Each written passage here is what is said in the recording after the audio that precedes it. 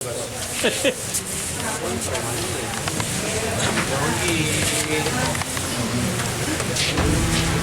yang merupakan pria asal Kecamatan Campaka ini, kaki kirinya terpaksa ditembak karena berusaha kabur dan melawan saat ditangkap tim gabungan Satreskrim Polres Purwakarta dan Jatanras Polda Jabar.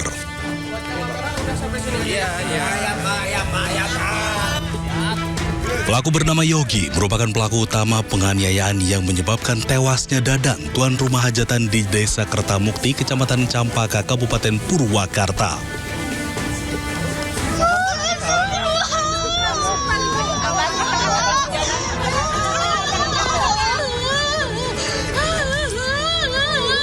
Peristiwa tragis tuan ini terjadi pada Sabtu sekitar pukul 3 sore. Saat itu korban tengah menggelar pesta pernikahan anaknya. Pelaku yang datang dalam kondisi mabuk meminta uang sebesar Rp500.000 untuk membeli minuman keras. Korban sempat memberikan Rp100.000, namun pelaku menolak dan membuat keributan.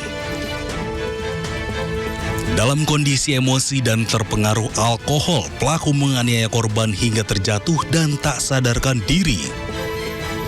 Korban sempat dilarikan ke rumah sakit Bakti Husada, namun nyawanya tidak tertolong dan dinyatakan meninggal dunia.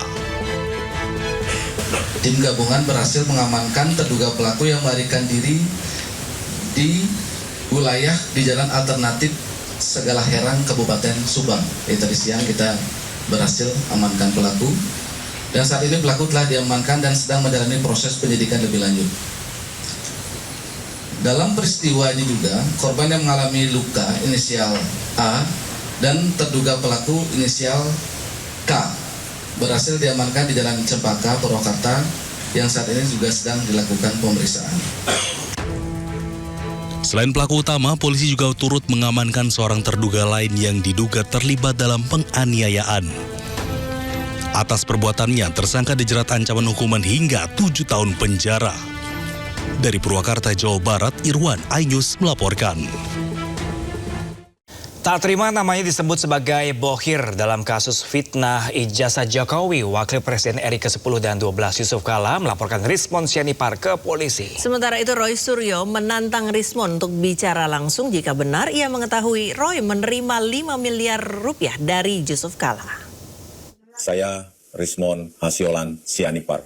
Dengan ini menyampaikan bahwa ada pejabat elit di balik tuduhan kasus ijazah Pak Jokowi, di mana Yusuf Kala ikut terlibat mendanai Roy Suryo dan Tifa kurang lebih 5 miliar. Dan saya ikut menyaksikan pertemuan tersebut. Salah satu video inilah yang diduga mengusik kenyamanan Wakil Presiden RI ke-10 dan 12 Yusuf Kala. Dalam video yang beredar di media sosial ini, terlihat sosok dan suara mirip Rismon Sianipar menyebut JK mendanai Roy Suryo senilai 5 miliar rupiah untuk terus mengangkat isu ijazah Jokowi. Tak terima namanya disebut, JK melaporkan Rismon ke Barreskrim Polri. Kuasa hukum Yusuf Kala Abdul Haji Talauhu menyebut Rismon juga dilaporkan karena sempat menyebut ada tokoh elit politik yang mendukung kasus ijazah Jokowi. Pencemaran nama baik, kalau di KUHP itu tuduhan fitnah, terus masuk juga berita bohong. Jadi ancaman berita bohong itu barang siapa yang menyebarkan berita yang sudah dipastikan itu bohong dan mengakibatkan kegaduhan di publik. Dan hari ini kan terjadi kegaduhan. Sehingga Rismon juga masuk dalam kualifikasi unsur pasal berita hoax itu bersama dengan beberapa YouTuber dan pemilik channel. Disebut menerima uang 5 miliar rupiah dari JK, Roy menantang Rismon untuk menyampaikannya langsung dengan mulutnya sendiri. Sementara itu, Roy tanggapi santai video yang beredar. Pakar telematika itu bahkan meyakini jika video itu adalah produk AI. Kanal yang sudah ditutup, ya, gitu, kanal sudah ditutup. Terus kemudian gambarnya mana nih, gambar Oman ngumpet dia. Nah ini. Nah ini. Jadi dia sebut, malah dia waktu itu nyebut, ya gitu, katanya sebut ada tokoh besar, ya gitu. Ya, asli atau hoax? Sama sekali hoax lah, nggak pernah ada kayak gitu. Loh lah ya makanya, sekarang pastikan kalau memang betul dia pernah atau mendengar itu, nah sekarang kan katanya kan sudah akrab nih dengan para termul. Sampaikan dari mulut dia sendiri, sampaikan dari sumber dia sendiri. 2 tahun lebih kasus fitnah ijazah Jokowi bergulir. 6 orang telah ditetapkan sebagai tersangka, termasuk Roy Suryo, Rismon Sianipar, dan Dr. Tifa. Namun hingga kini belum ada titik temu, bahkan kian menyenggol banyak nama besar. Tim Liputan iNews melaporkan.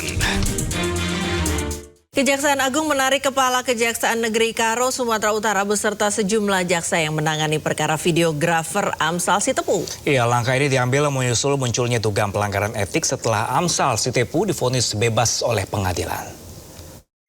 Surat yang kami buat perihalnya pemberitahuan penetapan pengalihan. Siap izin pengalihan. Memang tulisannya salah pimpinan. Salah memang yang ya. Siap salah. Kepala Kejaksaan Negeri Karo dan Keraja Guguk bersama Kepala Seksi Tindak Pidana Khusus dan sejumlah jaksa penuntut umum ditarik ke Jakarta untuk menjalani pemeriksaan internal di Kejaksaan Agung. Saya jelaskan. Pemeriksaan digelar menyusul dugaan adanya penyalahgunaan etik, termasuk tudingan intimidasi dan ketidakprofesionalan dalam penanganan perkara. Selain itu, proses eksaminasi juga akan dilakukan untuk menelaah seluruh rangkaian penanganan perkara dari penyidikan hingga penuntutan. Kejaksaan Agung menjamin tidak terbukti jika terjadi pelanggaran, maka sanksi etik akan diberikan sesuai ketentuan.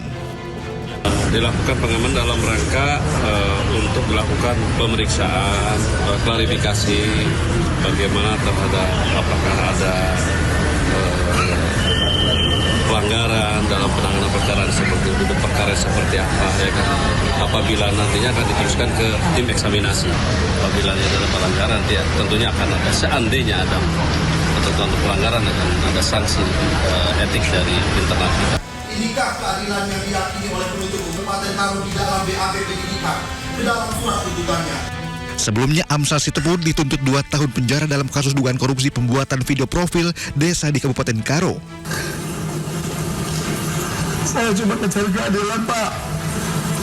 Saya cuma pekerja ekonomi kreatif biasa, Pak. Kasus ini pun jadi sorotan publik karena dinilai syarat kejanggalan, hingga Amsal pun diundang dalam rapat dengar pendapat Komisi 3 DPR. Air mata ini ada air mata kebebasan, teman-teman. Tapi ini bukan air mata kebebasan untuk saya saja, tapi ini kebebasan untuk semua insan kreatif yang ada di Indonesia untuk tetap bisa bebas berkarya di negara kita ini. Tak berselang lama, majelis hakim pun memvonis Amsal Sitepu tidak bersalah dan membebaskannya dari segala tuntutan. Tim Liputan iNews melaporkan. Kita ke informasi lain, pemirsa, kecelakaan lalu lintas yang melibatkan 3 kendaraan terjadi di Jalan Trans Sulawesi, Poros Makassar, Parepare, Kabupaten Pangkep, Sulawesi Selatan. Iya, insiden ini mengakibatkan 1 orang meninggal dunia dan 2 lainnya mengalami luka-luka.